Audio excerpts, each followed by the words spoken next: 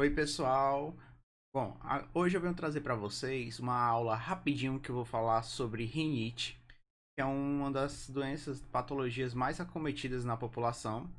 E eu vou mostrar para vocês um pouco sobre a fisiopatologia da doença e sobre o tratamento. É uma aula bem rápida que eu vou trazer para vocês. Como eu falei de tosse na aula passada, eu vou falar de rinite. Na próxima aula eu vou falar um pouquinho de asma, depois DPOC. Eu vou falar mais dessas partes de trato respiratório.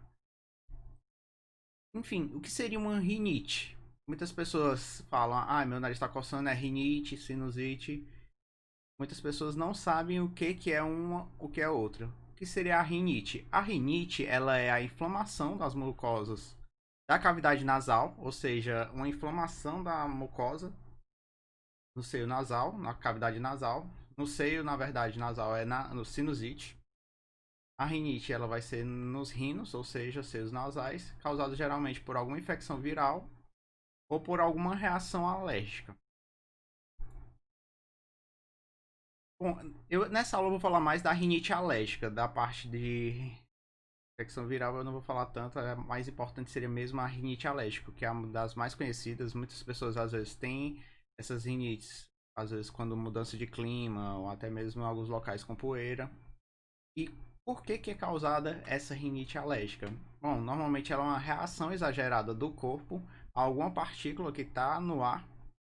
Algum alérgeno pode ser pólen, pode ser um pelo de animal, pode ser poeira, ácaros, entre outros. E nessa figura aqui eu estou mostrando para vocês, seria uma mucosa nasal normal. Vocês podem ver, ela está normal, lisinha, normal. Na parte da mucosa, quando está inflamada por rinite, os seios nasais ficam entupidos, tem uma maior dificuldade de respirar e acaba tendo uma irritação, e também pode ser que tenha um acúmulo de muco na mucosa nasal, pode ter um acúmulo devido ao nosso corpo produzir mais muco, até mesmo para impedir que esse alérgeno desça para os pulmões e outros locais do nosso corpo. Isso vai fazer com que a gente espirre mais, até mesmo para expulsar esse alérgeno.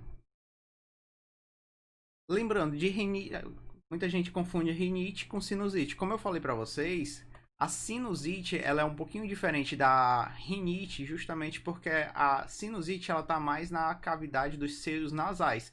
Muitas vezes a gente sente aquela dorzinha aqui, que é onde a gente tem os seios nasais.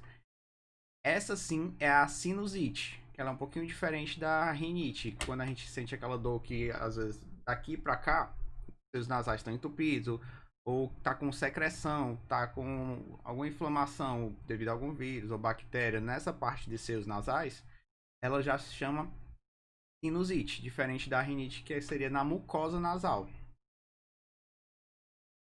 Como eu falei para vocês, tem uma diferença entre a rinite e a sinusite. Muita gente acha que é a mesma coisa, mas não é a mesma coisa. Eu tenho rinite, eu tenho sinusite. Tem uma diferença entre as duas. A rinite, normalmente, ela é uma reação alérgica do organismo que acontece ao contato anormal com algum alérgeno, pode ser pó, ácaro, sujeira. Já a sinusite, ela é causada principalmente por acúmulo de secreção nos seus nasais. Mostrei para vocês na figura anterior, e isso causa uma inflamação dos seios nasais. E alguns sintomas da rinite que a gente conhece bastante: espirros, congestão nasal, coriza, coceira no nariz e nos olhos, irritação dos olhos. Esse esquema é o esquema do tratamento de uma rinite alérgica.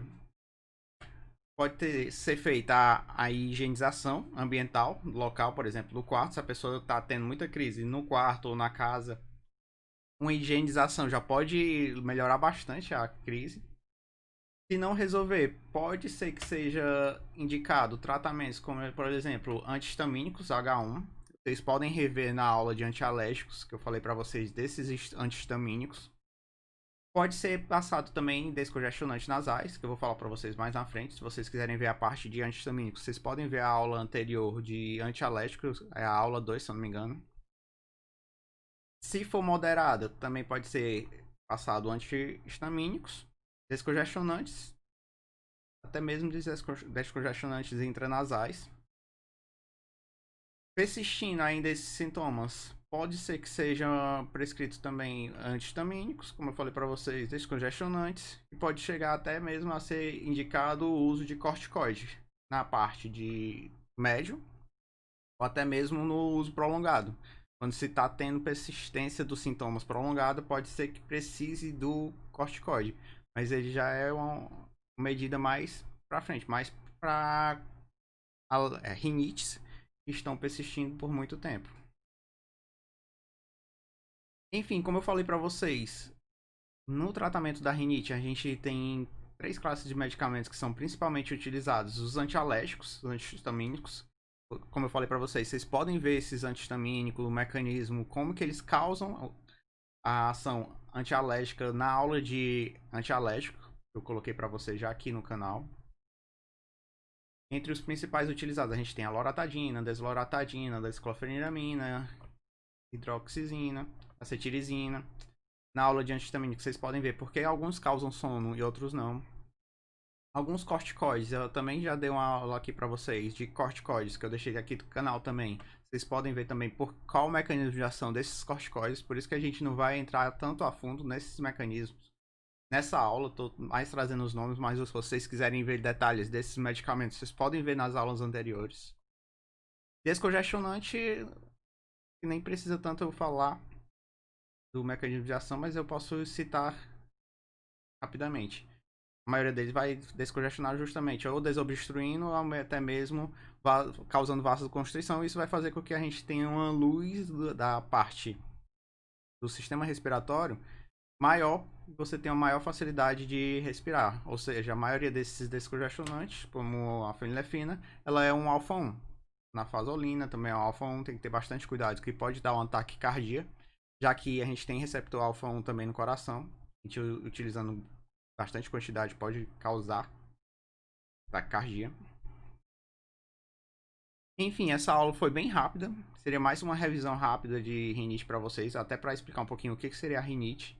E na próxima aula eu vou trazer para vocês o que seria a asma e DPLC. Já é uma aula um pouquinho mais comprida, que eu vou falar para vocês da fisiopatologia e também sobre o tratamento tanto da asma quanto do DPLC. Enfim, obrigado e até a próxima aula.